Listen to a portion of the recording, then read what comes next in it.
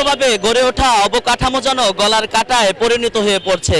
কদমতলী গোলচত্বরে CNG stand, private car stand, bus stand, motorcycle stand এমনকি মূল সড়কে ব্যবহার করে ফুটপাতের দোকান, এতে যানজটের সৃষ্টি, ভোগান্তিতে পড়ছে কেরানীগঞ্জ বাসিন্দারা।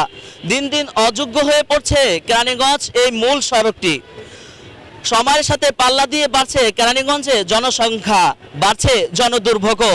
জনদুর্ভোগকে প্রতিরোধ করার জন্য সরকারের পক্ষ থেকে যে ব্যবস্থা গ্রহণ করা দরকার তা এখনো পর্যন্ত কেরানীগঞ্জের প্রশাসন তা ব্যবস্থা গ্রহণ করেনি।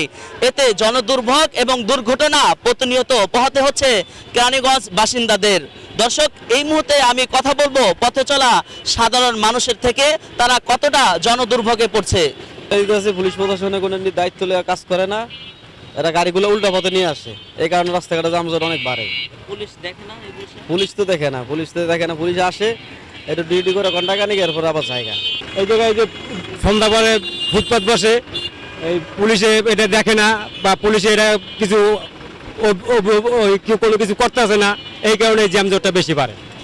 অতি দ্রুত আমাদের কদমতলীর এই যে দীর্ঘদিনের ভোগান্তি, আপামর সাধারণ মানুষের ভোগান্তি দূর হবে। অবৈধ স্থানগুলোকে দ্রুত এখান থেকে উচ্ছেদ করতে হবে, পথচারীগুলোকে জনবান্ধব করতে হবে, তাহলে যানজট নিয়ন্ত্রণ হবে বলে আমি মনে করি।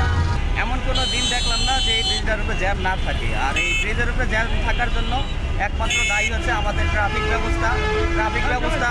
সকাল থেকে যতটুকু পুলিশ থাকে, যখন একটু জ্যাম থাকে 12টা 1টা বাজে, তখন কোনো পুলিশ ট্রাফিক থাকে না এখান থেকে। তারপরে ওই যে বাউবাজার ব্রিজে যে ঘোড়াটা, একটা ট্রাফিক পুলিশও থাকে না। আর বেশি হচ্ছে অটো রিক্সাগুলো, ভ্যানগুলো, এগুলো পুলিশে টাকা নিয়ে রং সাইড দিয়ে আর কি আপনার এই অটো রিক্সাগুলো, ভ্যানগুলো যাওয়ার কারণে পুরো মানুষ ঘন্টার পর ঘন্টা ভোগান্তি দিতে পারে। জ্যামের জন্য জনজীবন একবারে বিপর্যস্ত।